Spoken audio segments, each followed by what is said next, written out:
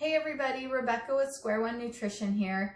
I wanted to share with you something that my family and I have been doing for several years, ever since we got wind of the health benefits of bone broth. We have been making our own at home, and we do this anytime we roast a chicken in the oven, or we have a chicken on the grill, or we grill, just chicken legs or chicken thighs bone in on the grill. Now, you don't have to use chicken for yours. You can use grass-fed beef, you can use fish. I've never tried that, but you can do it. Anything that has bones and comes from, kind of a good source.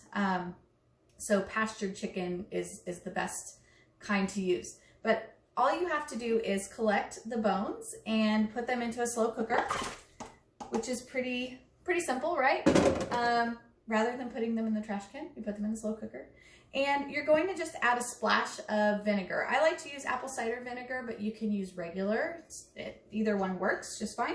And all the vinegar does is it helps release the minerals in the bones as they cook.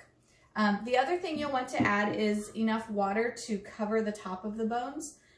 So just make sure they're covered, and then you'll put your lid on and cook that for 6 to 8 hours minimum.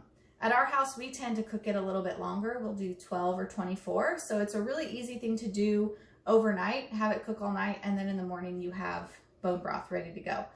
Or you can have it cooking all day and use it for a soup that night. So that's what you do. And then you, of course, season it however you'd like. Add salt and pepper. You can add whatever seasonings make sense with what you're cooking. When I'm finished with my bone broth, if I don't have an immediate use for it, I use glass jars, and I'll just filter everything, all the big chunks out, and fill my jar.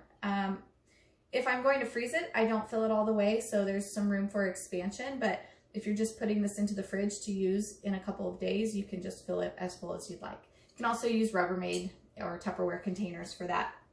But just store it for several days in the fridge. If you're not going to use it for a while, or if you want to have smaller batches, you can use these smaller jars, and just, again, if you're putting them in the freezer, just don't fill them to the top. But that's it. We use our bone broth sometimes just to sip on cold winter days, but a lot of times we'll use it for soups.